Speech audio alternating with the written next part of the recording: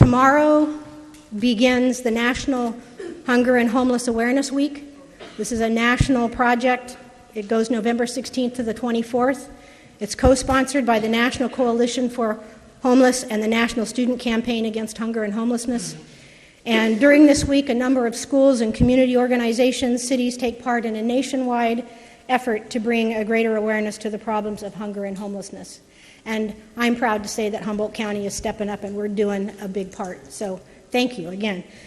In addition, in this room, the week is held at this time during the holidays because it's a time when the cold and the wet and the weather, along with Thanksgiving and Christmas, highlight the complex issues around prosperity and poverty. And it's also maybe a time when people's hearts are a little more able to be engaged. So we hope that that facilitates what we want to do here. The story and long history of homelessness in Humboldt County is in this room. I see people who have been on this trail for 30 years, and I am really happy that we have got some solutions that maybe we can start working on together to bring an end to our situation of homelessness here and find realistic solutions. It's interesting because in this room, oh yeah, the other thing I didn't say was, please turn off your cell phones and your noisy devices. Thank you. It's a good reminder. Thank you. Also, in this room, we have people who are experiencing or have experienced homelessness. We have advocates for homeless. We have service providers. We have people who were responsible for making laws and enforcing them that both helped and have harmed or criminalized the homeless population. This is a wonderful thing that we are all here to address what we can do together, face to face, in doing something successfully. How we got started in this or down this path was in, like many places, the Occupy movement, which brought a very visible face to our courthouse, a lot of people who were displaced and homeless, lots of arrests, lots of dysfunction. And people had nowhere to go. And, you know, many of us came before our political bodies and said, this isn't working, we need to do something else. And we stayed on that path. And in 2013, late in 2013, Jim Paquin, Deborah Carey, Kathy Anderson went up to Opportunity Village in Eugene and saw what was happening there, met Andrew, talked to Andrew, and when they came out of there, they said, Deborah said, we need to bring him to Humboldt County. And so we have. And we're very, very happy to say that.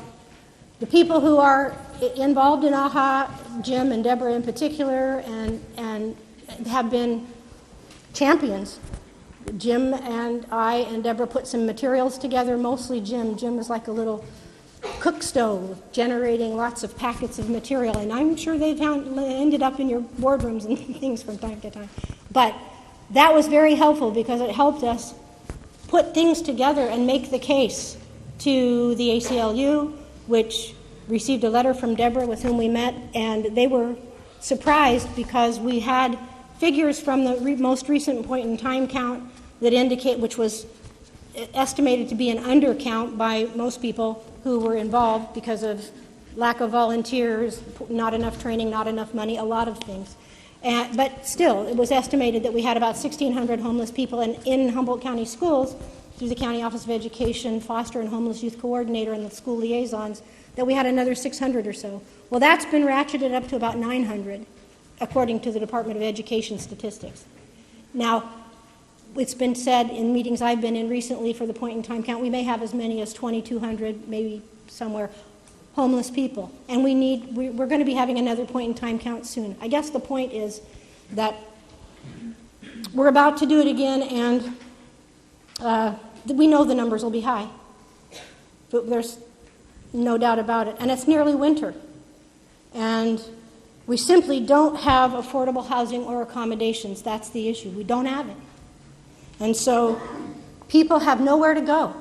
and moving them from one place to another, or thinking that they will somehow disappear if we move them from one place to another, it doesn't work. There's nowhere to go, and there's no way to get safe, legal sleep. And there's no place to be. So we want to have places for them to be, and that's what we're about today. We have some suggestions and solutions, and we want to flesh out more. So we have a lot in store for us today. And now what I'd like to do is just take a moment of silence for all of us to gather the energy and the intention that many of us have been having for a long time, and focus that in this room on solutions, so that when we leave here, we can take the intentions and the solutions with us and begin working together in working groups with AHA, or however you do that. You know, we're going to work on this together. So, you know, this is a critical moment. Not that there aren't other critical moments, but every moment seems critical when lives are at stake. And the weight of the situation and the responsibility to change it falls on every single member of our community, not just the people who provide services, not, everybody. So especially those people who have the power to make the necessary changes. We're calling on you to ensure that our collective future is more humane. Okay, so let's just think for a moment.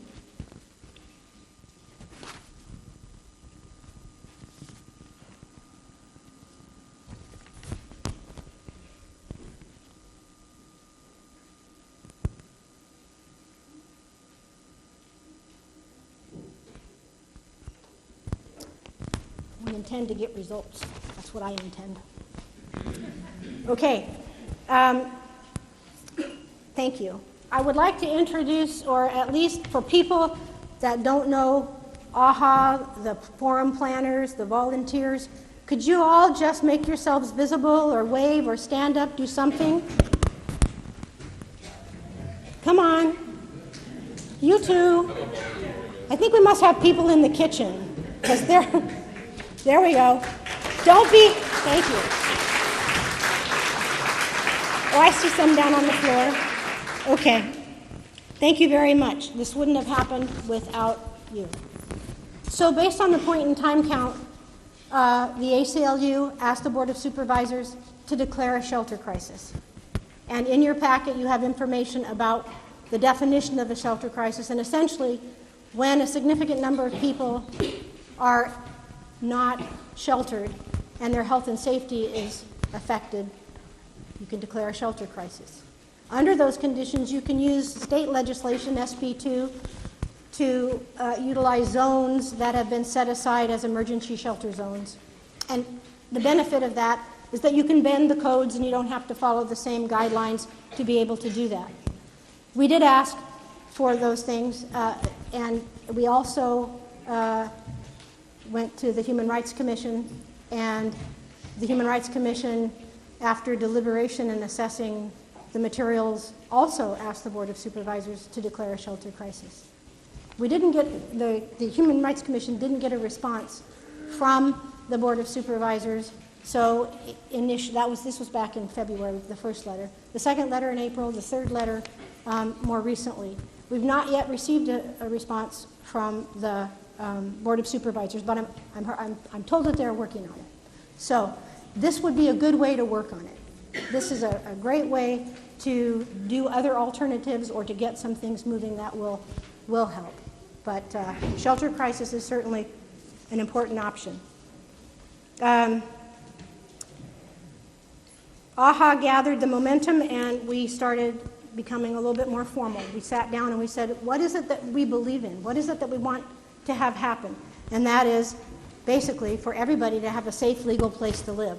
And also that we as an organization wanted to provide information, education, and advocacy to anybody who wants to work towards alternatives and solutions. And we have been doing a lot of research. We've been meeting with people at the county and trying to understand land use and ordinances, and none of us have that expertise. So if you have expertise to share in how to do things, how to how to build or how to do whatever. We need all of that, and I'm sure after you hear Andrew, you'll be sparking with ideas about how you can fit into some of these alternatives. Anyway, the green sheet that you have there is the list of alternatives, and, oops, sorry. For those of you that don't have a packet, some of those are resident and nonprofit co-managed micro-housing villages using a variety of structures from 100 square feet up with community kitchens, gardens, restrooms, showers, and micro-businesses, various models of campgrounds in cars, in tents, in RVs, open tent camping, bike and ride, park and sleep, highlighting participant nonprofit co-managed camp sanctuaries throughout the county, located near enough to services for people to get what they need. You know, the Department of Health and Human Services has a great perspective about how important it is to get services to people in the communities where they originate, where they live, where they came from, so they could be close to their families and to the communities to help them be able to be more stable and reintegrated or claim their lives. And we feel that that's also true for sanctuary camps or other alternatives. Rest areas for people to come for legal safe sleep, open 24/7, we can also have warming stations. We can be an underused county and city parks, schools, vacant buildings, and private property. We had a long time ago, and there's some documents over here that you can look at that to be reminded, we did the legislation was passed to establish sanctuary camps. Not sanctuary camps, sorry, nomadic campgrounds, and we have guidelines for that, and that could be implemented. We could have hygiene stations, we could have youth camps, we could have lots of different things. It's all on that sheet. So anyway, what I would like to do is point you towards the community values page and take a minute to look at that when you have a chance. And Andrew's here to present his ideas and experience in implementing solutions. He's on the cutting edge. And before he speaks, we're going to see a 7-minute video. And after the video, Andrew will share his material with you and himself, which is a gift. Well, thank you for the introduction, Nezzy, and thank you for the folks at AHA for putting all this together, and thank you for all you coming out to see it. So today I'm here to talk about sustainable ways in which we can address homelessness and affordable housing through low-cost, community-oriented approaches, primarily in the form of tiny house villages. So to do that, I'll be referencing research from my new book, Tent City Urbanism, From Self-Organized Camps to Tiny House Villages. And I will also be referencing my work in helping to start Opportunity Village in Eugene, Oregon. And so this is actually my last of 4 presentations in the region this week, and they've all gone very well, very positive vibes. We had 300 folks out at Nevada City, about 100 in Eureka, and so just a lot of energy behind this. And I bring this up just to point out that this is not an idea unique to Eureka by any means, but it's an idea that's gaining a lot of momentum in the region.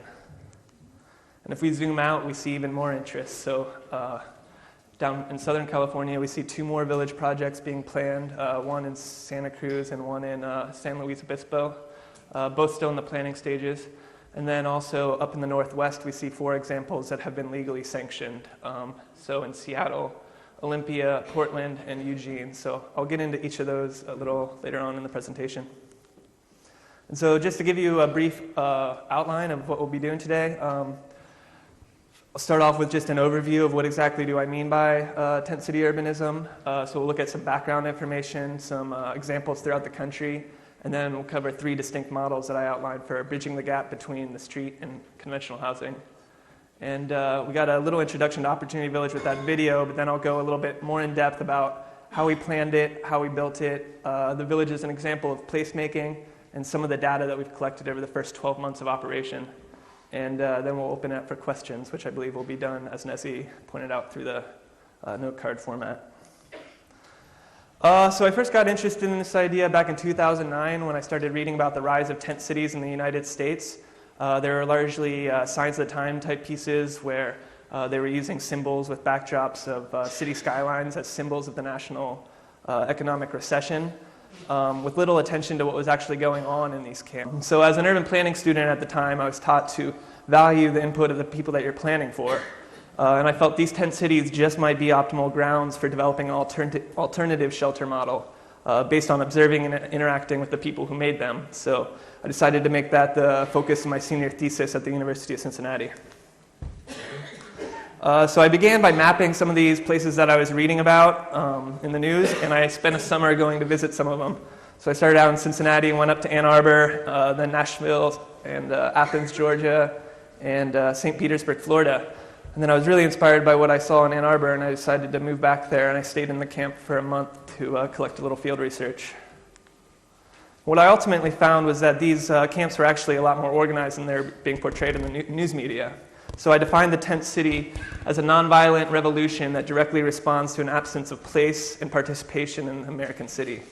So ultimately what that comes down to is a battle of space, or a battle for space, that pits the formal city solutions, such as anti-camping regulations through policing, versus informal city solutions, which is camping out of necessity.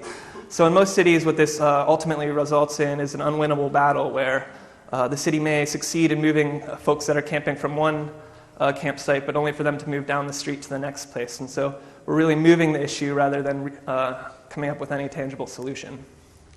And so nowhere was this more clear to me than in Camp Take Notice in Ann Arbor, Michigan. And basically the same camp, the same group of people had been moved around the city 6 times, despite maintaining a well-organized camps with code of conduct and even weekly camp cleanup days. And so I decided to spend a month living in that camp to learn more about what was going on there, and I found several dynamics that actually addressed some of the shortfalls of some more traditional responses to poverty and homelessness. So looking at some of those dynamics, the first was direct democracy. So there were democratic meetings where everybody in the camp would gather, and this gave a voice to each of the residents to shape the community in which they lived. And this created a sense of agency where people that were used to going unheard were suddenly having a chance to have a say in how their community was organized. And then next is self-management. So during those meetings, folks would form committees that were elected to maintain a safe and sanitary camp. And there was a common interest in doing this so as to basically not jeopardize the existence of the camp as a whole. And then we basically have mutual aid, so people in a similar situation were working together to improve their individual situation rather than waiting for help being handed down from a social service provider. And then just a general sense of resourcefulness. So people were finding creative ways to adapt to living with less and finding ways to share resources and support each other. And so the question for me became, how can we maintain some of these positive social dynamics that are going on and combine that with improved physical infrastructure? So in short, progressing from camp to village. And so there were a few sanctioned examples already out there at the time, and that's where I'll turn to next. First, we have Tent City 3 and Tent City 4 in Seattle, and both of those were around, they've both been sanctioned for over a decade each, and they both have populations of 100 people, and they are self-governed with oversight provided by a nonprofit organization called Sharewheel. And basically, you can see some of these characteristics I'm talking about here, where you have an existing resident helping a new resident secure dry shelter. And then if you can see the woman walking down the path in the security vest, she's one of the ladies that is on front desk duty at the time. So they split hours to do someone at the front desk 24/7 to ensure that the camp's safe and going according to plan. And so the defining characteristic of this model is that they have to pick up and move every 3 months. So basically, there's a network of churches and a couple of universities that host the camp, and they move around to a network of different hosts every 3 months. In St. Petersburg, Florida, we find a more permanent model in Pinellas Hope.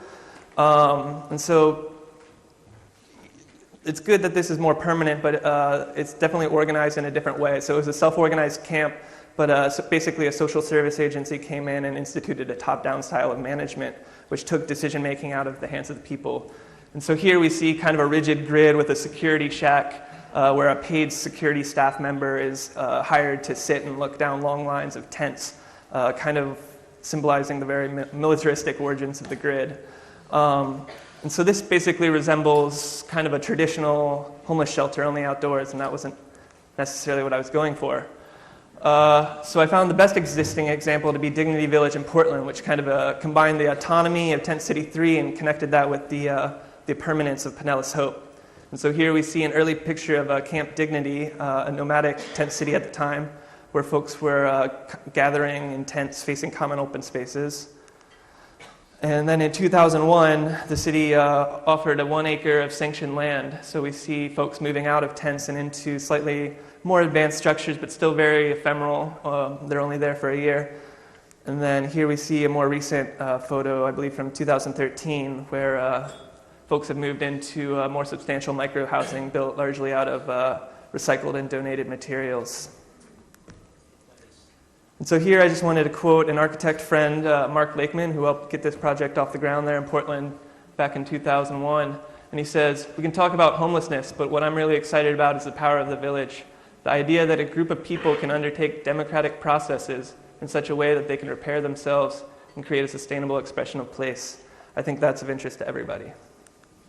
And so that brings us to some of the more current examples. So there's a little bit of gap there. And then in 2013, we see the opening of Opportunity Village, which was approved as a transitional micro-housing pilot project. And so a lot of similarities here between what was going on at Dignity Village, but also a lot of differences. We met with the folks at Dignity Village several times, and they gave us a lot based on if you guys could start now, what would you do differently? And probably the most notable piece of advice was the structure of our nonprofit organization. So Dignity Village is very internally organized, where the folks that live there actually compose the nonprofit, the members and the board of the nonprofit. They're actually out by the airport, so it actually creates a very isolated and inaccessible model. Whereas they suggested that we form a separate board structure. So we have the village, which is self-managed, and then we also have a nonprofit organization that's physically separate, that has a board of directors of community members like myself, Dan Bryant, who was talking there, and a number of others, and it also includes residents from the village. So it's basically the village is self-managed with oversight provided by this community-supported nonprofit. So I'll get a little bit more into Opportunity Village in the second half, but for right now I'm just going to cover some of the existing examples that are out there. So Quixote Village opened a few months after us, just before Christmas of 2013. They had been a rotating tent city similar to the one in Tent City 3 and Tent City 4, where they were rotating around to different churches every 3 months for about 7 years. And ultimately, the whole time they were planning this larger village model. So at the end of 2013, they were able to move into this 30-unit tiny house village that's, again, supported by a common structure that includes a kitchen and gathering areas and meeting space and restrooms with showers. And so until then, it was kind of this very unique idea kind of sprouting in the Pacific Northwest. But more recently, we see the emergence eastward. So we see Second Wind Cottages in Ithaca, New York. And so here we see a group of volunteers out building, I believe, 8 tiny houses of about 300 square feet. And so they've completed those, and those are open now. And I believe they're set to build 8 more later this year. And this is the one I really like. So it's OM Village in Madison, Wisconsin. It's currently under construction, and they're adaptively reusing an old auto shop. So the garage where they used to repair cars is now being used to build tiny houses, and they're also renovating that facility to have bathrooms and a common gathering facility and a kitchen. And then they're tearing up the asphalt where the cars used to be parked around it and placing tiny houses around there. So I think that's a really cool idea. And then lastly, we have Community First Village in Austin, Texas, which is a 200-unit community, so the most ambitious so far. And what this is really actually doing is offering a very low-cost housing model. So they're going to have different forms of micro-housing that will cost folks between $120 and $400 a month. So it's kind of filling that gap between, something like a tent city or a transitional village, and then conventional housing, which I don't know what the cost around here is, but it's much higher than that, right? So basically what I'm talking about here is bridging the gap between the street and conventional housing, which, as you heard in the PBS video there, is coming at a cost of upwards of $200,000 a unit. And so at the same time, we also see a lot of data coming out telling us about the high cost of doing nothing, the fact that leaving folks on the street comes with a price tag itself. So in Utah, we have they found about $20,000 per person per year. Florida, they found $30,000, and in Colorado, they found $40,000 per person per year. And so in my book, basically what I'm trying to do here is define 3 distinct models for bridging that gap between the high costs of the street and the high costs of conventional low-income housing to create some models that we can develop as a community without dependence on public subsidy. And so first, I guess we begin with the sanctuary camp. So the basic idea here is just allowing folks with no other place to go to camp in safe and sanitary conditions on sites that are appropriate for human habitation rather than in wetlands or in forests or in environmentally sensitive areas, which so often happens. And so here we have a very ephemeral infrastructure where folks are still in tents and larger canopies for common areas that can be easily relocated if necessary to serve as maybe a short-term lease or a pilot project, similar to like Tent City 3 or what I was talking about in Camp Take Notice. And while this may not seem like very much, it establishes some of the very most essential elements of home in stability, security, privacy, and the ability to stay warm and dry. And so next we have the transitional village model where folks can move out of tents and into very basic micro-housing. And the idea here is basically to create a stepping stone between the street and conventional or not conventional necessarily, but more permanent housing. And the idea here is to be able to ultimately serve more residents than the number of units you have. And so basically it's a similar idea of what you were seeing with the self-organized camp, except just kind of improving the infrastructure. And then finally we have the affordable village model, which offers very accessible and sustainable places to transition to, as well as a place for folks that are at risk of losing their current housing. So basically, this is an alternative take on conventional low-income housing based on the similar village model that we see in the tent city and the transitional village. And so here, the housing is slightly larger, more permanent, more livable, and residents pay a modest monthly fee and ideally accrue equity. And so to take a look at these 3 models, an on-the-ground sort of look, basically we have the sanctuary camp, and then moving into very, very basic micro-housing in the transitional village. And then in the affordable village, we see the more robust tiny houses that you might be familiar with if you're following the tent city movement at all, which a lot of people, there's a lot of articles coming out on the newspaper, or in the newspaper and online about just the idea that people are, already housed folks are choosing to downsize into these type of structures. So this is kind of somewhere in the middle where it's a chance to upsize for those with very little and also a chance to downsize for those that have a little bit more. So the basic idea here is to combine a very small private space and connect that with common facilities and basically support within a community. And so basically this creates a hybrid land use that combines the privacy and character of the single-family house with the economy and density of a multifamily building. And then also adds a sense of community that's kind of gone missing from a lot of those single-family houses and apartment buildings. And so that kind of gives you the basic overview, and now I'm going to get into a little bit more of the Opportunity Village that you saw the video of. And so the story of Opportunity Village basically starts with the Occupy camp. And like many cities, Eugene witnessed the emergence of a very large protest camp.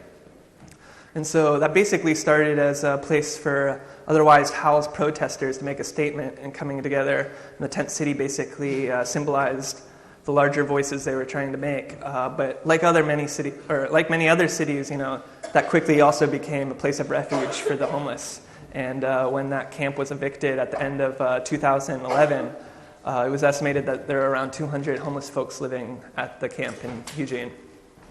And so rather than turning a blind eye or doing nothing, our mayor's compromise for displacing so many folks was to create a task force called the Opportunity Eugene Task Force. And that task force involved a broad range of different participants from the school district to the police department to city officials, and also included housed and unhoused representatives from the Occupy camp.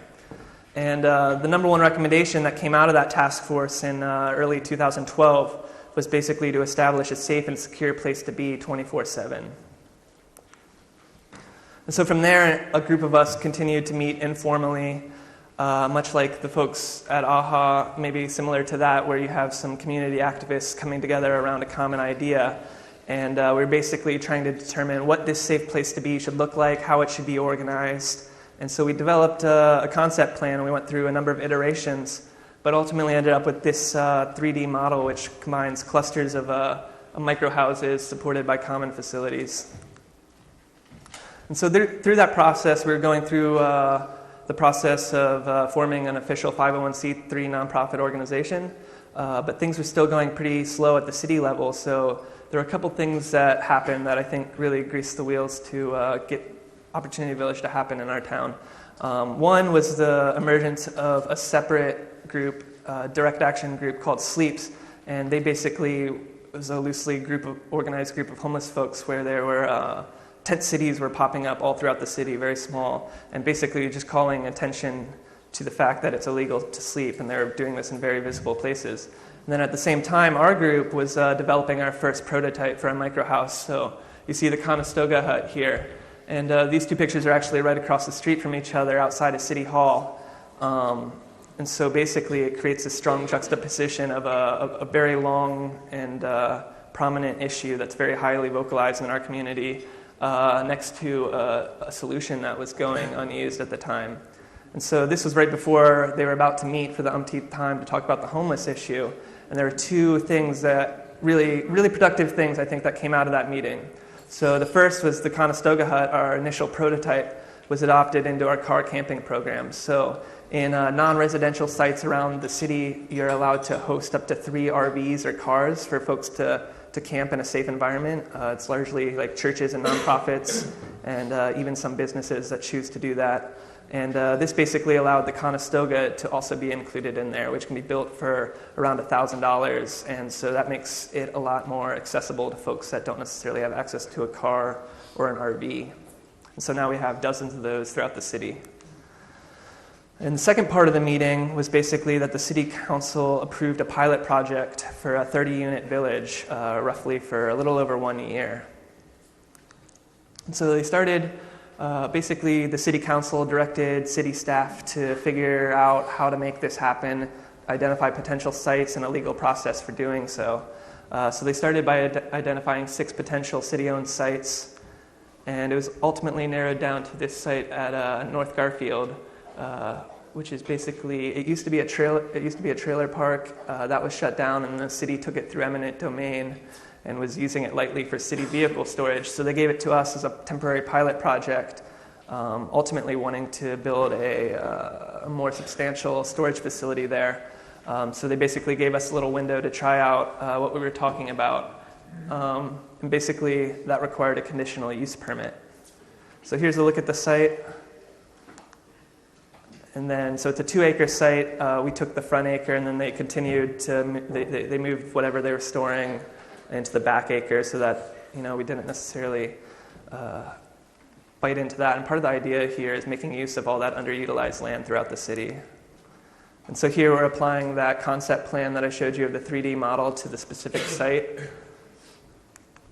And then this is just the site plan, the technical piece that we actually turned into the city and ultimately got approved. And so during this whole technical process and legal process of getting it recognized, we were simultaneously going through a community building process. So we formed a committee to collect applications and interview some of our first residents, and we ultimately selected a dozen folks, and they ended up meeting, for that 3 months that it takes to go through a conditional use permit. They were meeting in the church basement of Dan, who you saw in the video. And basically the idea there was, we were starting that collaboration between the housed and the unhoused, where the ultimate product that came out of that was the village manual. And so that basically explains probably a lot of the questions you guys all have about how this place is maintained and how it's operated and how it's governed. And so that's available on my website, which I'll have a link to at the end of this. And it's kind of like the constitution of the village. And so if that's the constitution of the village, the preamble is the community agreement. which basically outlines the basic rules and the basic principles that guide the basic idea behind the village model. And then the village manual is basically more of a technical piece that further extrapolates on all that. And I believe Jim included that in all your packets, so you should all have a copy of the community agreement. But basically it operates under 5 basic rules of no violence, no theft, no alcohol or illegal drugs on site, no persistent disruptive behavior, which is always the most objective one. And then everyone must contribute to the operations and maintenance of the village. So it's not only things you can't do, but also everybody's required to contribute back to the village. And so that comes out to looking something like 8 hours towards front desk duty, and also 2 hours towards general operations and maintenance that folks can choose what they want to do, serve on the donations committee or the kitchen committee, number of different things going on there. So that was going on, and then we ultimately received our city approvals in August of 2013, so there you can see building permit in hand. And then we get to the fun part where we get to build it. So we put up 5 tiny houses in the first day that we got on site. So that included probably about 100 folks of volunteers and the initial residents that came out and made that happen. We also dug a 200-foot ditch to run water from basically the street to where the kitchen would eventually stand. And to give you basically an idea of how we're doing this and how we're able to put up 5 of these in one day, we basically use a modular panelization technique, basically creating 4x8 panels. And so each house is made out of about 12 to 20 of these modular insulated panels, and then they go together basically like a puzzle. So we move them all to the site, basically when we had like 4 or 5 completed, and then at the end of the month they would go up during a collaborative work party. And so here's just a drawing of basically taking those panels and putting them together. And really the idea here is taking the technical end of home building out of basically in the panel part. So we're basically prefabricating these panels, and after that it makes it so that just about anybody can really help pick up a hammer and just kind of put these things together. So here we'll just look at a few photos of the structures coming together. So we built it basically over the course of 9 months. We started out with 5 structures and then incrementally added them. And here you see one of those clusters starting to come together. And basically the idea here is that these are detached bedrooms, and that's basically how we were able to put them up so quickly. And then supported those with shared common areas. So there was a common bathroom. This is a 112 square foot bathhouse, so it includes 2 restroom facilities with toilets and sink, and then a shower room, and then also around back there's a laundry facility. And so all of this was built, basically a big design constraint that we had to follow was that this was only a year-long pilot project, so we had to design everything so that it could ultimately be picked up and moved if we had to, but we also wanted to do so in a way that it was substantial and aesthetic enough that people would like what they saw. So here we have this highly functioning bathhouse, but all the plumbing and sewer is actually built into the floors, so ultimately it could be put on a trailer and moved if we ever had to. And here you see the kitchen under construction. Basically the idea is connecting 2 of the houses underneath a shared canopy, and in those houses we have a sink, refrigerator, microwaves, storage pantry, and then outside we have the it's not shown in this picture, but behind that canopy we built a covered deck, sort of gazebo, which is basically like a barbecue sort of area. And then this was the most difficult structure to figure out, so we had to figure out a structure that could be moved, that could also hold 30 to 40 folks to gather and meet on a regular basis. And we ultimately came up with the Pacific yurt. Did I lose that? No? All right. And so we also ultimately ended up with a 30-foot wide yurt. And so here we see the yurt's heated with a pellet stove, and basically serves as the village's primary gathering space. And so just a review of what's on site. At a most basic level, everybody has access to an address, a phone number, and internet access. And then we have the front desk, so that's basically at the front of the village, and that's where we have folks, basically everybody in the village hosting that and splitting administrative duties. And then we have the 30 micro houses, the common bathhouse, the common kitchen, the common gathering area, We have a donation storage area, so a lot of folks in town will bring in different things that they have left over, and then some of the villages are on a committee to take that inventory and then also open it up for folks in the village to come and access different things at different times. And then we have the mobile tool shop, which is the newest addition, which has basically resulted from a partnership with the University of Oregon, where the architecture students came out and helped build this mobile tool shed, and now it gives villagers access to tools so that they can modify their individual units. People are working on ways of creating alternative energy and also trying to come up with ideas of income-generating activities. So here we're going to look at the village as an example of placemaking. And so what I mean by that is taking a space and investing value and meaning in that space. So here we see the picture right before getting on site in August of 2013. And in less than 1 year later, we see a place where people live and gather. And so in these next few slides, I want to talk about the kind of collaboration that has occurred simply by making space available for existing resources in our community. So first, we start with the village meeting, which is kind of the central, pivotal point of the village model. And this is where everything gets hashed out and talk about issues and how to address problems, the good, the bad, the ugly. And next, you have the council meeting. So during those village meetings, 7 folks are elected to the village council. And basically, they have an additional responsibilities of developing the agenda for the meeting, adjudicating disciplinary responses for folks that are breaking the rules. But ultimately, everything can be reviewed at the village meeting, so that doesn't necessarily give the village council more hierarchical powers. And then we also have the support committee, so folks from the house community and the surrounding community that have been involved in starting the project, and just folks out there, how can I help? We basically have a weekly meeting where folks can come and meet with the villagers, and basically they kind of help with general logistical type of stuff and also some sort of mentoring if villagers are looking for that.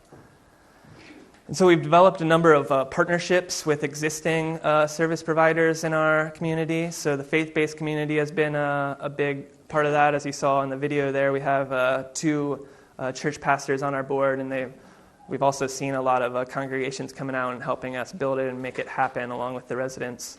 We've gotten a lot of technical support from the University of Oregon, particularly their architecture program. And then we have places like Whitebird and Cahoots and Women's Space, which are existing service providers in our community that get funding to go out to the community to provide those services. And so rather than duplicating that by providing an on-site service provider, we basically have connections with them, and they come to our meetings. And Whitebird comes out and offers conflict mediations. One of the most significant issues we've run into is domestic violence between couples and in one unit, and where other villagers, witness something like that happening. So our response to that was to develop a partnership with Women's Space, which is basically an organization in our community out there to educate folks on how to preemptively address those sort of issues. And so they've come to our meetings a couple times and basically made their services available to villagers. And then we also have Food for Lane County, Eugene Mission, St. Vincent de Paul, Eugene Rotary Club has been a big supporter. And also we have a board member from the Community Alliance of Lane County. So here we have Watch Opportunity Work. So one of our residents used to be a computer programmer, so that when he lost his job, basically he ended up in the village. And what he developed was this application on our website where folks in the larger community can log on to basically search for villagers based on goals, needs, and skills so that they can hire folks or help however needed. And so a number of villagers have been able to get basically occasional work to pay off that $30 a month utility fee. And so with a stable place to be, we also see the ability for folks able to invest in their immediate surroundings. So gardening serves as an example of that. And then also in the larger community, basically having a stable place to be allows people to invest back in their neighborhood. So here we have an example of basically our city was facing a big budget cuts, and we had to close a number of public bathrooms throughout our parks and our cities. And the village volunteered to help maintain the bathroom in an adjacent park to the village. So that's just an example of how something like this, where the folks in the village can be an asset to the community rather than a Band-Aid. We give a lot of tours. So here you see villagers giving a tour to the Department of Public Works, which is our neighbor. And we've also been selected to be stops on the tours for the National Neighborhood Summit and the League of Oregon Cities. So that just gives you kind of an idea of the respect that our city has for us, the fact that the city of Eugene is selecting us to be stops on their national tours.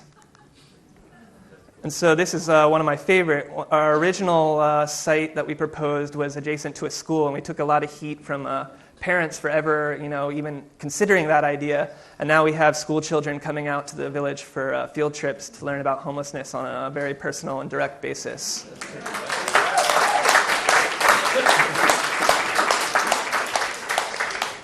Special community events. An example of this was the wedding you saw in the video. So a unique thing about our model is that it allows couples to stay together.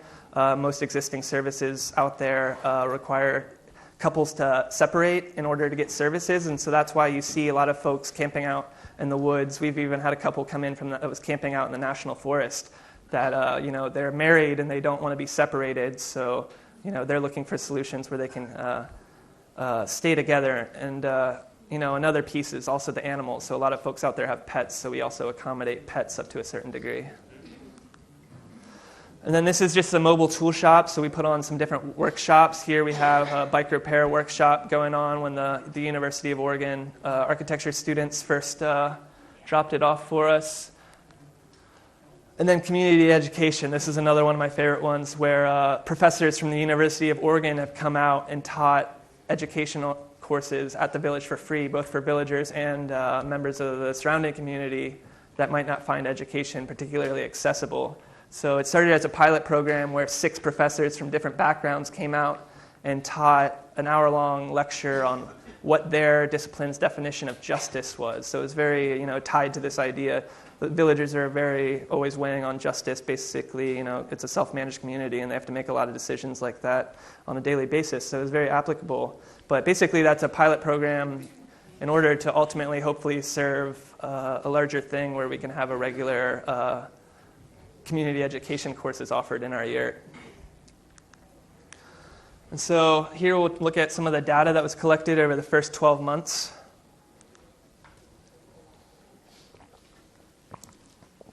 So we have a fairly even breakdown of males and females, veterans, disabled folks, and also some folks that are employed or students.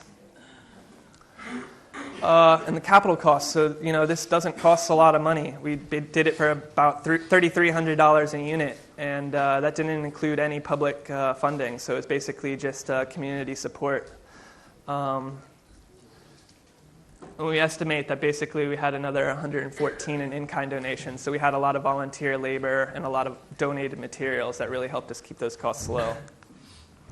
The operating costs, so it costs just over $2,000 to run this place, and that comes out to under $1,000 per person per year. So then if we connect that back with that Florida finding that doing nothing is costing over $30,000 per year, and if we look at the fact that we're housing 35 people in a village like this, that's a saving of over $1 million. And so residents pay $30 a month towards utilities. So that covers basically half of our operating costs. We also have insurance, and we're also having to pay back a bond on the land. So those are 2 of our bigger costs that are currently being covered by private donations of about $1,000 per month. And ultimately, we'd like to develop some sort of income-generating activity that can make it a self-sustaining model. So again, looking at that cost of conventional low-income housing, whereas the units at OVE could be built for 60 to 1, and that's not to say that they're on an equal level by any means, but saying that you can drastically improve the conditions that folks are living in on the street for very little money. We had 5 calls to 911 in the first year, 0 calls or complaints by neighbors, and we've actually had an endorsement in our local paper by the police department saying that the village has not been a burden to the surrounding area in terms of crime. It's a self-governed community, so we've had 58 folks staying there for various lengths of time over the course of the year. 15 have made voluntary transitions to apartments or moving in with friends or family or such. And 11 folks were asked to leave for not following the rules. So I think both of these kind of designate the emergence of a self-governed community where you have some successful transitions happening based on a supportive community. And it's also showing that we are following our rules and that allowing a group of homeless folks together to live together doesn't automatically result in lawless anarchy. And so political support may be the biggest thing I can talk to you guys about. So it was approved as a pilot project through October 1, 2014. We faced a little bit of adversity on the first site we proposed, which was more in a residential area, but they ultimately found a site for us at the Garfield site, which only had, I think, around 100 residents within 600 feet radius. So there was less folks living there. But basically, it was still within a neighborhood association, and we were able to, preemptively meet with those folks in the neighborhood. And ultimately, it comes down to a conditional use permit hearing where folks have the ability to speak for or against a project. And nobody actually stood up to speak against the project. And we were told that that was probably the first time that that's ever happened in a land use case, let alone a homeless land use case. So we got that, and we were up for a year. And just a couple of months ago, based on a recommendation for staff, the city council approved a 2-year extension, or maybe a year and a half, basically on an 8-0 vote, which is a very uncommon thing in our city and probably in most cities. So that kind of shows you the unified support behind this. And we also have a quote from our city councilor who represents that district in which the village is in which she has said she's received 0 complaints regarding Opportunity Village.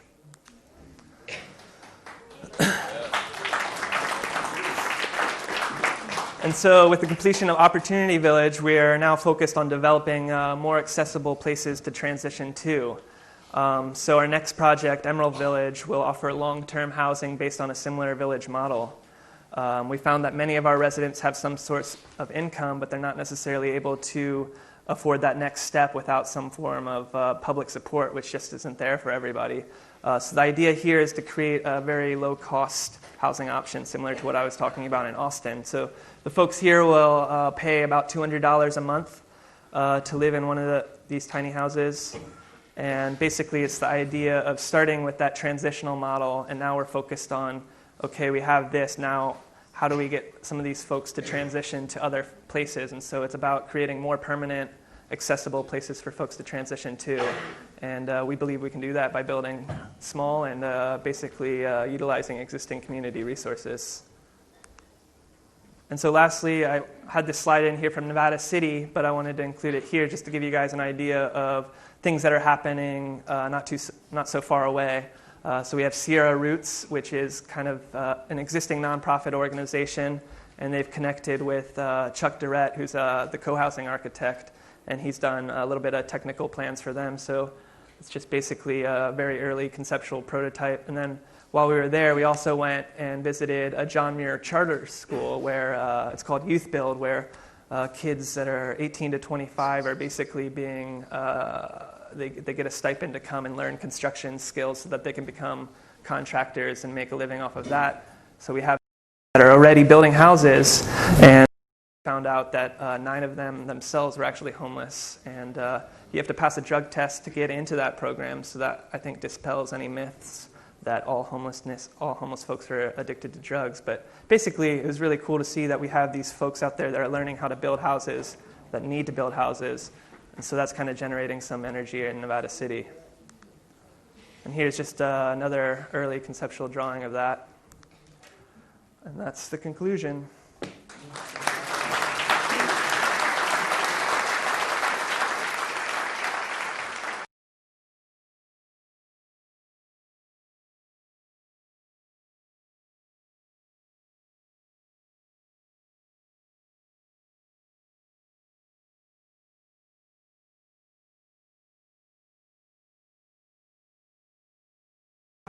For being part of the village. Sure. So basically, we opened in August 2013. We selected our first 30 residents who were already living in the Eugene community, basically through an application and interview process. And I don't know, do you guys have some of those applications here? But basically it just asks some basic questions about, where did you sleep last night, and basically gives people an idea of who they are. And then there's a vetting committee that's basically composed of anybody in the village that wants to be on that committee, plus liaisons from the board of directors. And so those first 30 were selected, and we're full basically. When did we fill up? We basically filled up in May, and yeah, we've had an extensive waiting list ever since then. And so they're kind of developing the policies of how to best go about that. But basically, the way that we've chosen our residents is based on relationship building. So it's the folks that show up and help make this happen. So you saw we did a lot of the building activities. So a lot of we had our original dozen, and then the rest of the folks are basically selected. The people that showed up and made it happen. And now that we're already existing and all the buildings are up, we're finding other creative ways to do that. Folks just showing up, coming to the meetings, or helping do some maintenance around the village and such. Okay, thank you. And how about funding sources? So yeah, we've operated entirely off of private donations. So I think it cost about $100,000 to build. So it's basically a lot of small private donations. Now that we're looking to do Emerald Village, we're applying to some of those larger private foundations. Okay, thank you. And how are your board members selected? Basically, the original core group were just the folks that were making it happen, and then we wanted to diversify and add some representation. One of the issues that we faced was, we had strong political support from the beginning, where folks were like, "This is a really good idea. We're just not so sure you guys can make it happen." And so basically, what we did then that I think really changed things was adding some folks on our board that are really well rooted in our community, like Dan Bryant, and that basically gave us, I think, some credibility. And I think we developed our board, and then we also have added residents. So there's also 2 to 3 residents on the board as well. Great, thank you. What about the use of existing RV parks or incentives to property owners that might be able to donate land for such a place?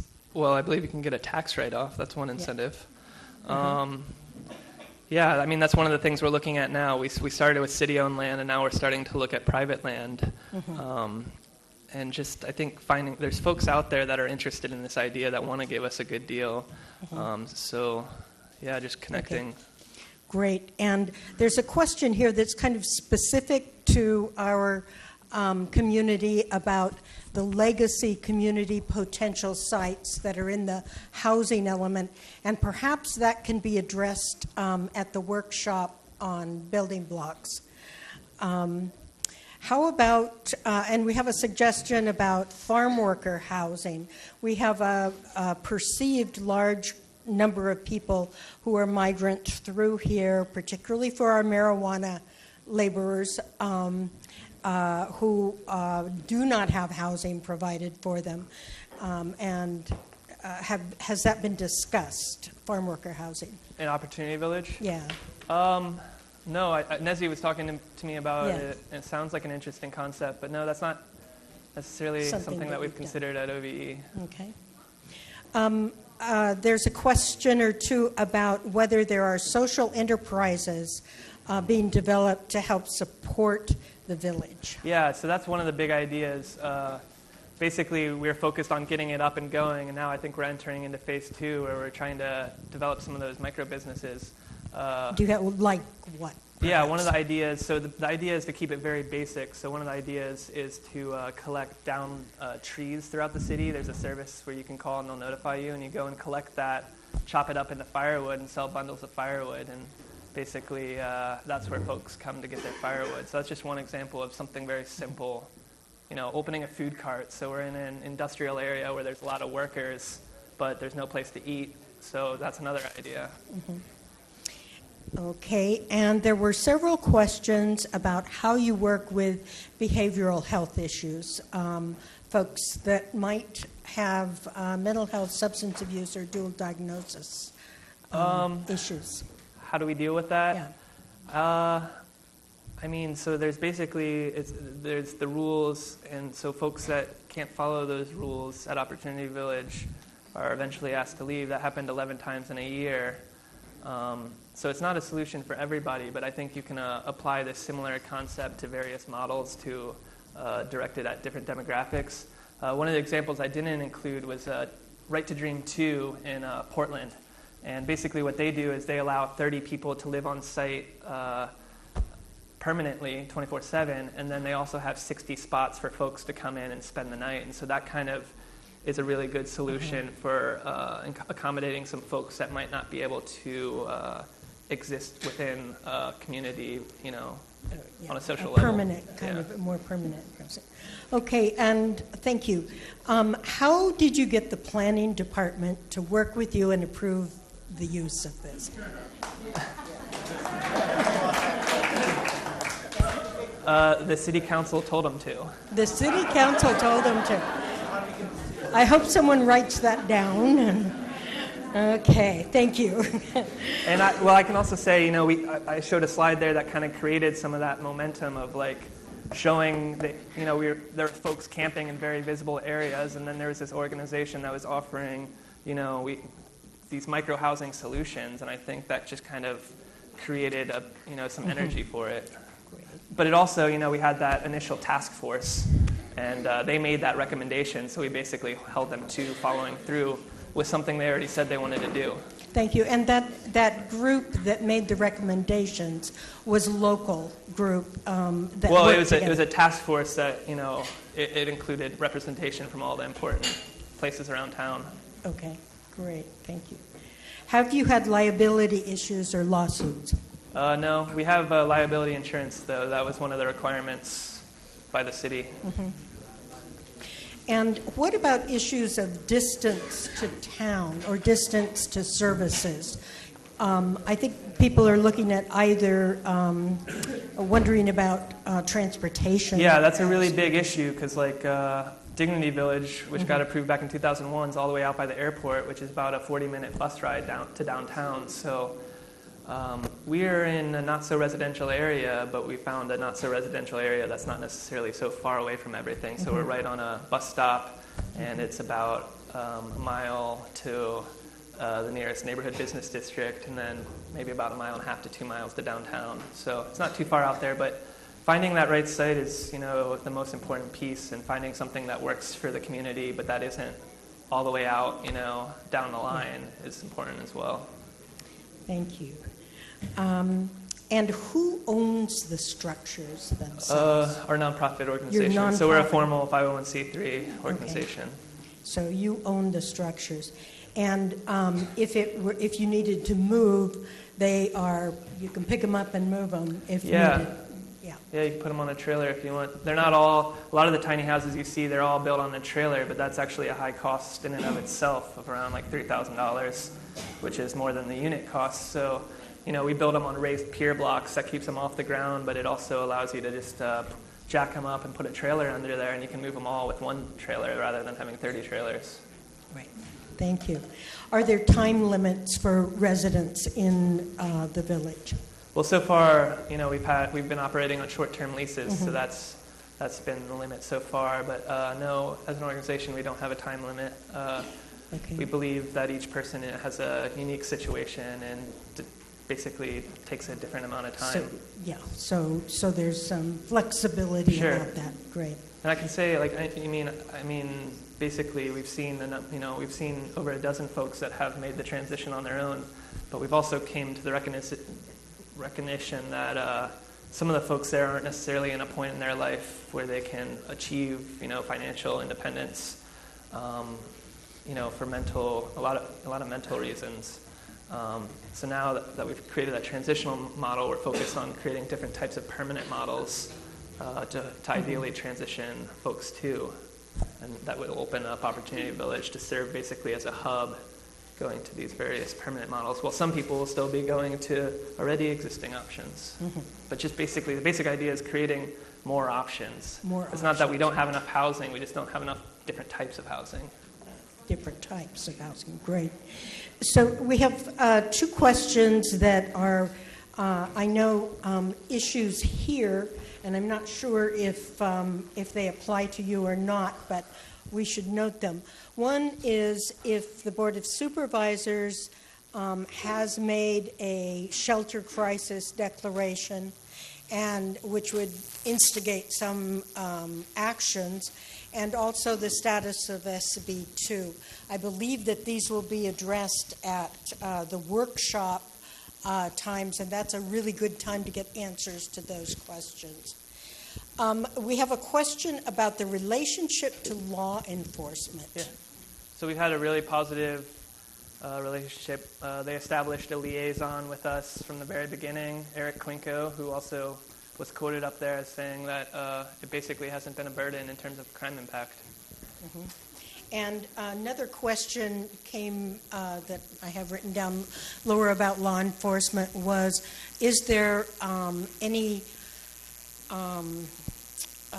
work on whether there's been a decrease in purported homeless crime issues or in terms of like overall?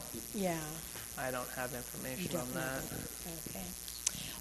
How did you manage with compliance with health codes?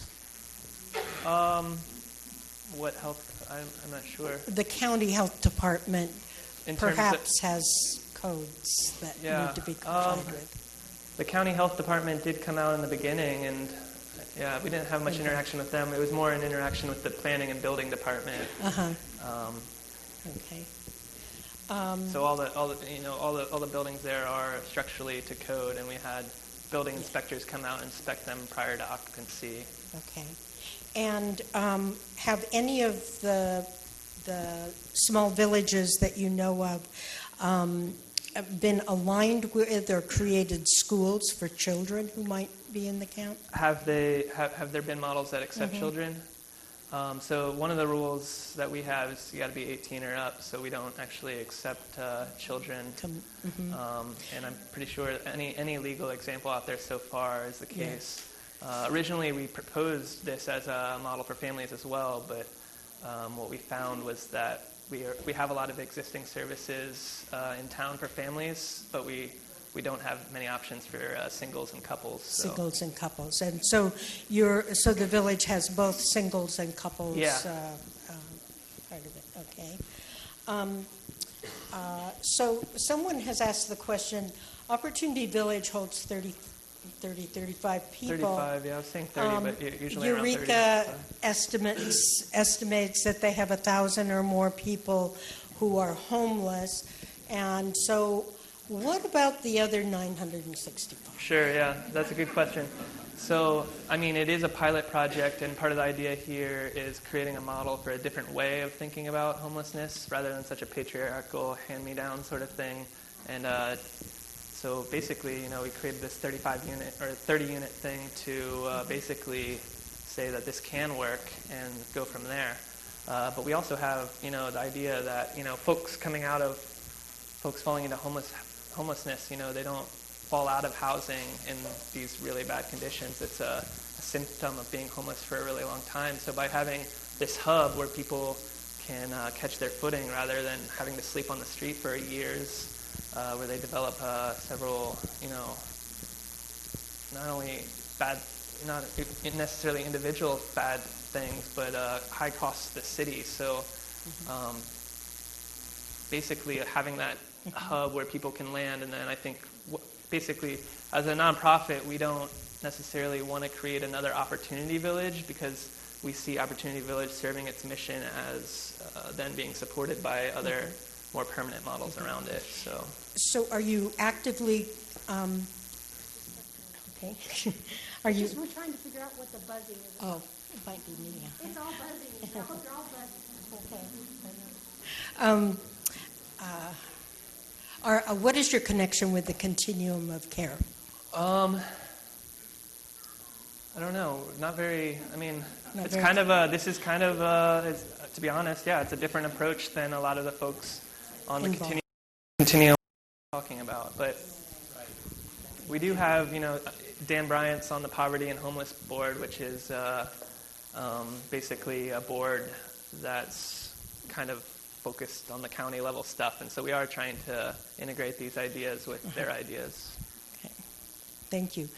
Okay, now I have a big question. A number of people asked really what your experience was with NIMBYism, with public vigilanteism about people locating in a place, Yeah. or police harassment, and is there an effective response to this? Yeah, so I talked about that first site proposal near the school, and we did have some fierce opposition there. And what we ultimately found was that was just a few really loud voices, and we think we actually had support of the overall neighborhood. But even our loudest opposition, they would tell us, this is something we need. This is a good concept, just not here. So. So that you're going to run into everywhere, that's always the issue. So it's just about finding that site that works for everyone. And I think that comes down to being not tied to any one site, but understanding, I never thought that we were actually going to get that site, but, it put us in the newspaper. It made Opportunity Village a thing. And from there, the city ended up finding a site that did work for people, which I found to be a pretty good location. It's not right in a residential area, but I think that's kind of a good thing to start out with because you don't have the public spotlight where you're going to have people against you no matter what you do. So, Thank you. And the outreach involved for engagement of folks who were potential participants. yeah, Did you? the outreach and Yeah. how did we find these folks? How did you do that? Yes. Like I said, we have pretty good representation on our board from folks that are in different organizations around town, and we basically just had applications available at various places around town where folks could pick them up and turn them in. Now that we're open, the village is the central location, so folks come to the village and pick up an application and fill it out, and that kind of serves also as like kind of an introductory meeting where you can kind of meet the person and So see. someone actually meets with them. Yeah. Great. Let's see. Okay. Have you had issues, or how have you handled garbage and junk problems? Is there a recycling effort at the village? Yeah, we have a garbage and a recycling dumpster that gets picked up on a weekly basis, just like most places. But the junk around the units, that was a concern for some folks. Basically, we adopted a rule, basically that you can't have stuff outside of the footprint of your house. Some folks have, that hasn't been followed super strictly, and some folks have made some very nice additions around their houses, like gardens and sitting areas and porches and stuff. But basically, that's where the self-management comes in, and where it's there's people there that are living there and they want a place of some quality while they're there, and they'll complain if somebody does, starts collecting too much stuff around their house. Great. Much like any neighborhood association. Any other place, yeah. Does the city provide water and garbage for the No, so we had the unfortunate thing, it was a trailer park, which you would think would be well suited to support the utilities of something like this, but when the city took it, they actually ripped out all the utilities. So we had to start from scratch. So yeah, we dug our own water line 200 feet to the kitchen. We ran our own electricity from the nearest pole, and we paid for all that, yeah. Okay, thank you. Folks are asking also about animals and pets. Yeah, so folks are allowed to have pets. The city didn't want folks having cats because apparently there's already a feral cat problem in the village. But one cat showed up on the first day, and I don't think it's left the property since. And then there are a few people with dogs as well. And so I think our policy is that if you have an existing pet, that's welcome. But we don't want people going out and getting a pet just because they're there, just because we don't want everybody to have a pet. But it's worked out really well where we have like maybe a handful of pets and people kind of share mutual responsibility for them. Good. A question about if the structures are insulated and heated. Right.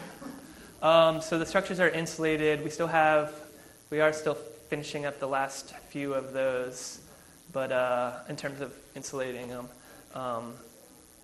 But no, they're not heated, and so that's an issue. Luckily, it is pretty temperate in Eugene where it doesn't get too cold for too long. We do have a heated yurt where folks can use the yurt to sleep in when it goes below freezing. But other than that, folks are using hot water bottles. You saw Robin there. He's developing these alternative energy sources through either solar or recycled batteries, and using those to power incandescent light bulbs, which it turns out still have a use in that they give off more heat than they do light. So if you have a small insulated space, you'd be surprised at how much insulated or incandescent light bulb can do.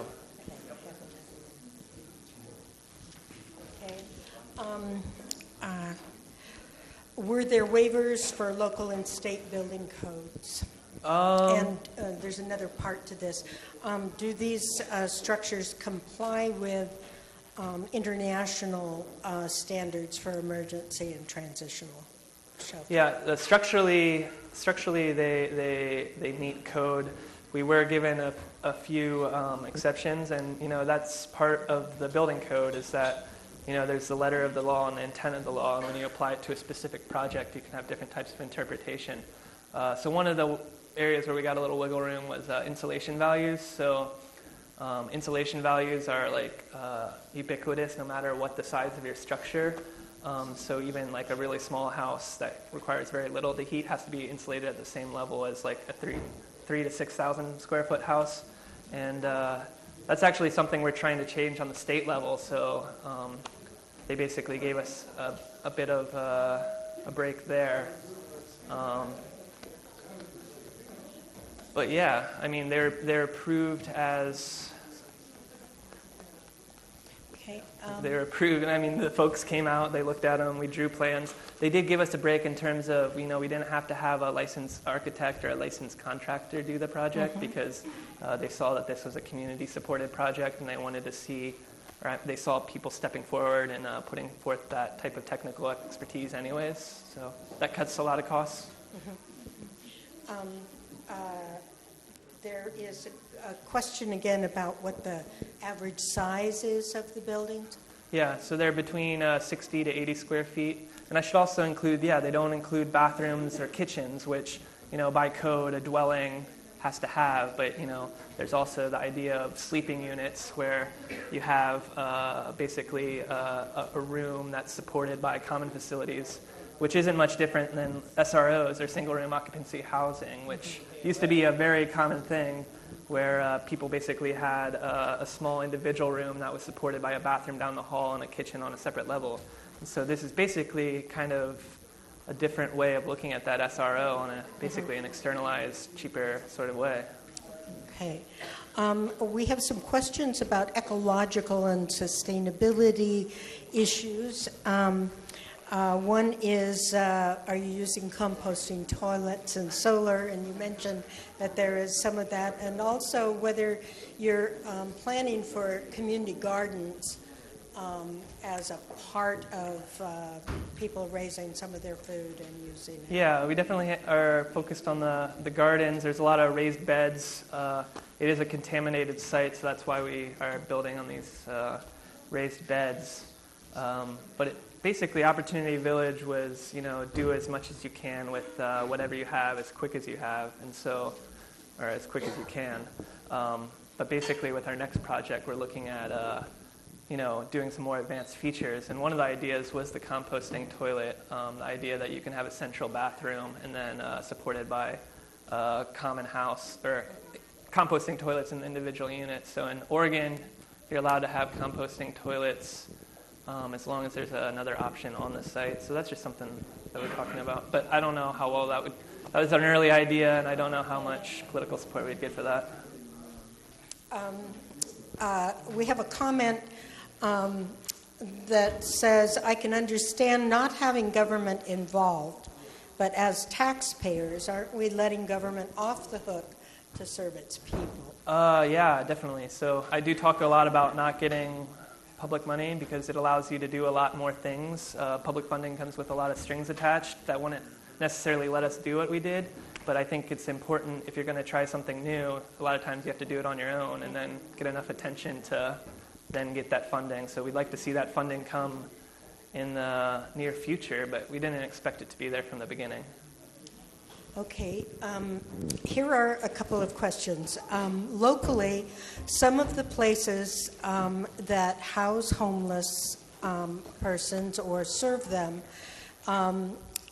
require religious participation. In looking at the video, it seems that that is true in your model. No, that's not the case at all. We do have two religious folks on our board. That was a PBS special that was focused. It's called Religion and Ethics Weekly, so that's why they focused on that piece of it. But no, they're pretty open-minded people, and we don't expect any sort of that. Thank you.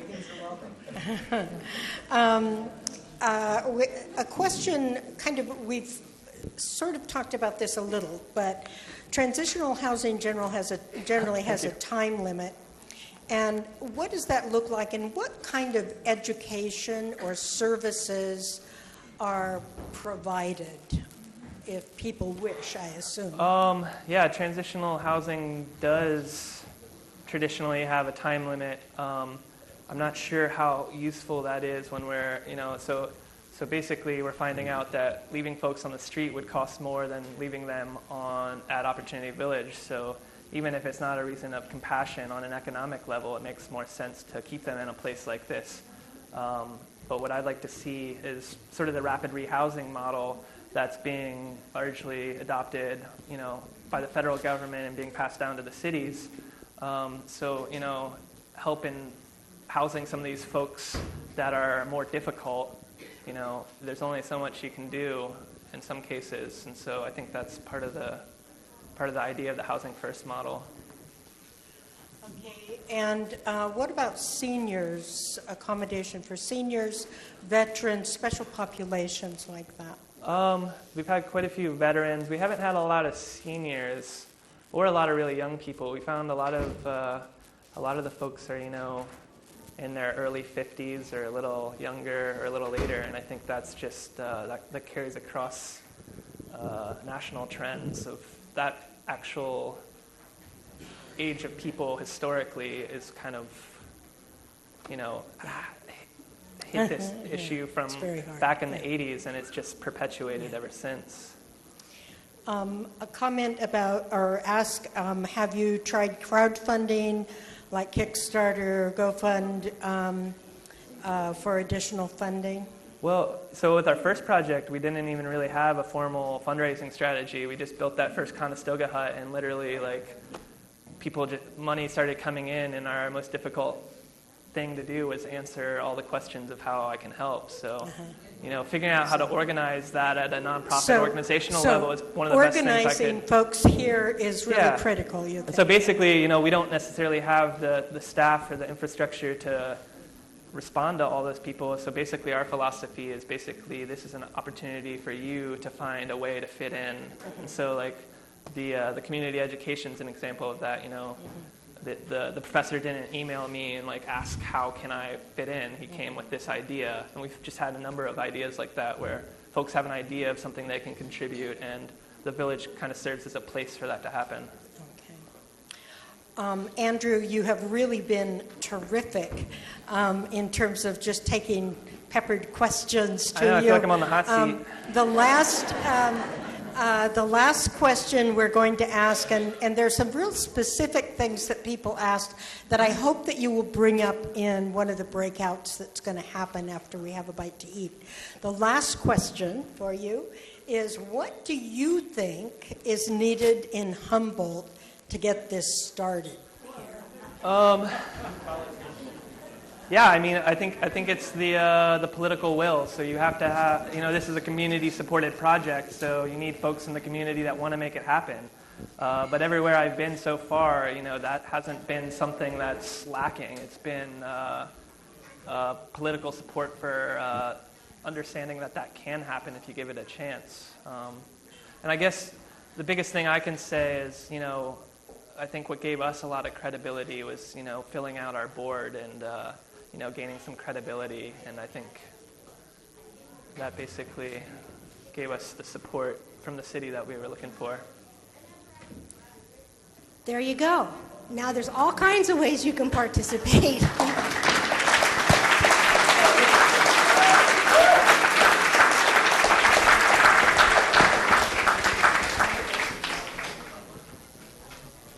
One last plug. This is Andrew's book. It's an amazing book, and the first 50 or 60 pages are one of the most intelligent, heartfelt, amazing dissertations on understanding homelessness and how we got there, and the rest of it is about how to get out of that. And so it reads like a novel. It's a great book, and it's a wonderful thing. I'm very happy that we got to share this. So go get one. And also now, we're going to ask you to move in the direction of having some sustenance. The tables here in front of the kitchen will have...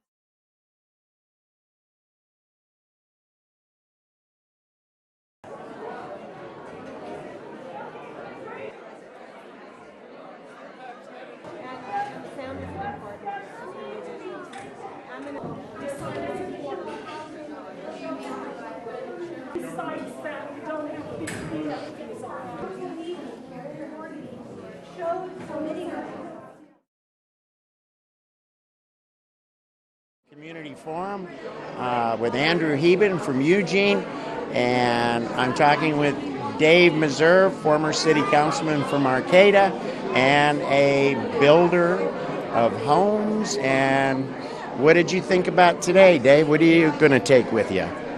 Well, I think it's really inspiring. It's when I was on the city council, I did a lot of work towards housing the homeless, and we always ran into kind of a brick wall, let's say. And I think this gives me new hope, especially to see the turnout here today and the ideas that Andrew has and the example of Opportunity Village. And I think, again, the things that stand in the way of this moving forward are both the government standing in the way of it, not realizing how much money it ends up saving in the big picture, and also NIMBYism. And I think there are a lot of good answers that Opportunity Village has to those questions. And what I hope is that this provides the energy where we can move forward with something similar to that here. First, on a small level, I think the one disappointing thing about it is that it is only 30 people, and we need to house 1,000 people. And so it's a matter of really looking at housing first and how we can implement that here, how we can get the government behind it and get the people to push the government to do it. Because I don't think it happens just in the nonprofit world. I think it needs to have government support, and I think we need to build that here, first with the existing councils and then with perhaps changing the councils a bit where we have more support of it and where we can see housing for everybody. Yeah, and I think one of the things that we're doing here today is recognizing that as a community, it's our responsibility to house and feed and assist people who need a little bit of help from those of us who can. And we had unofficial count here today is I'd say a little over 170 people. So on a sunny Saturday, they've taken the time to come here and learn more and hopefully be motivated to get together and build some of these places. Yeah, I see it as a great beginning. So, thank you, Dave. Okay, thank you. Now we're going to talk with Sean. Okay, Sean. Hello. Sean Armstrong. Yes. Yeah, Sean is also a builder, yes. I'm an affordable housing consultant now. I used to work for Danco Builders doing all their affordable housing work. Okay. And now with Michael Winkler, the city council member of Arcata, Okay. we're the nation's leading zero net energy design consultants. We specialize just affordable housing. Okay. Low-income seniors, like the one next to Arcata's co-op. Yes. Okay, so that was one of our projects. That's the first in the country that's 103% net positive. All right. So they very have good. $5 utility bills. Well, you should be proud. And it's how to make it more affordable. And what you are building a tiny house. I've got And- two Okay. that one's done and occupied by a farm worker, 120 square feet. And then another one's a trailer, not on the ground like the farm worker housing is. And this is more of a tiny hostel. It's a little bit prettier. Nice. Well, what did you think about today? I mean, the unofficial count here is about 170 people. I think a lot of them are ready to go to work on this. Yeah, it's fantastic. I mean, what we need is just a small amount of materials Right. and a good site. You know, but a whole bunch of people can make a good site happen. I'm very hopeful. I wanted to show this. This is a tiny house homeless cooking solution, but really for anybody. This is the fancy cook stove from Europe and Japan and New York City. It's called an induction burner. It's $100. This is the best one out there. $100. There's no propane tank.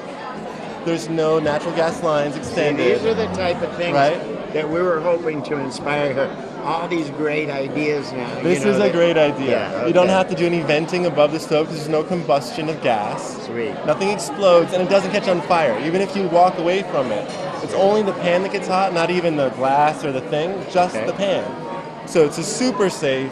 Plug it into a normal So if we outlet. buy 100 of them, we could probably get them down to about $70. You think? I think you could get a bulk discount for sure. But Okay. it just as a lot of the problems with tiny houses is cooking. Yes. And it's the propane tanks, and it's the constantly buying it, and it's the danger of it, and so this is supposed to be like a safer, simpler, cheaper solution that's Okay. right for little housing. Well, we appreciate all You're your good welcome. work. Thank you, The Sean. newest thing. All right, my friend. Hang in there. Appreciate We'll see you soon.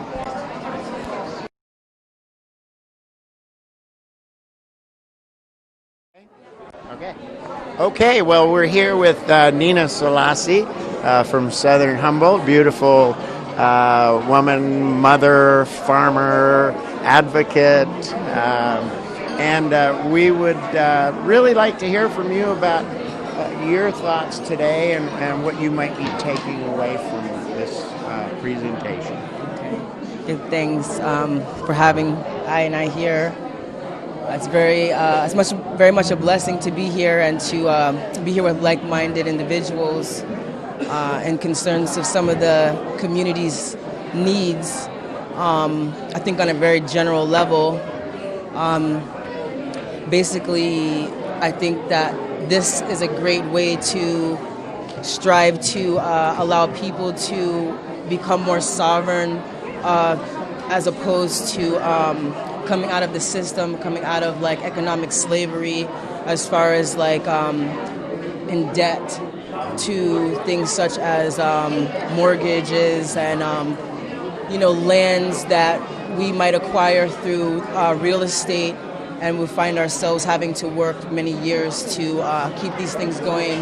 And for whatever reason, if there's a breach in us being able to fulfill the terms of the agreement that we contract ourselves to, everything that we work for could possibly be jeopardized in a very short amount of time, pretty much overnight. And usually, Nina, that's like something we're doing by ourselves. In other words, what did you think about the sense of community, the sense of belonging in these villages that are being created? Well, I think this is really definitely the indigenous way of living. And this is definitely a way for us to become self-sufficient as a people, to govern ourselves in these small communities and be able to, be able to really be each other's keeper, because everything on a general level, we're going to make sure everyone has their needs provided for. Beautiful. And if there can be a model template, for instance, like some of the examples that were shown in like Southern Oregon, that's a beginning stage of a program that different things that can be adopted for other states such as California and other places that can utilize alleviate homelessness, and also to alleviate people who just don't want to be, who want more freedom in their life to do other things and want to be more a part of a community, and kind of get out of this artificial or illusion of this life, and at the end it comes out to be kind of like a nightmare. Well, I love the way you simplify things for us, and thank you very much for talking with us, and I want to be part of your village. No problem. Well, thank you. The world is our village, and as far as like some of the solutions, as far as the land, there's possibly ways through the government, being that the government, it has public land, millions and millions and millions of acres, that can be utilized for these kinds of programs to go on. And also there's other ways that you can also achieve property in certain states through something called squatters' rights.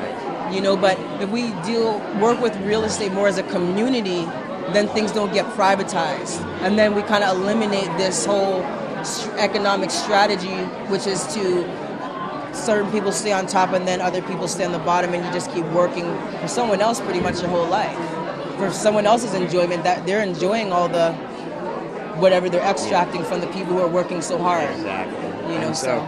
So I think that we're taking a good step forward, and look at that beautiful smile. Hi. And so anyhow, we're going to be getting together in these workshops here in just a little bit, and what that means is we're going to work to start building some of these and look at the alternatives and engage the community. So that means you, community. And we should still keep coming together like this on a regular basis. We're going to do these probably every 4 months, and come together and exchange our experiences and hook up, and how we can best work together. Can I say something towards homelessness? Yes, you may. I think people that are homeless, they should have a place to stay and like food and clothing and shelter. That way all the people and children can come together and like live in unity, and then maybe there should be a playground for all the children and like laundry mats and stuff like that, then free, and there should be like a utopia that everything is free and everything is like Israel vibrations. I agree with you 100%. Thank you. And your name? My name is Samuel. All right, thanks, Samuel. Thanks, Nina.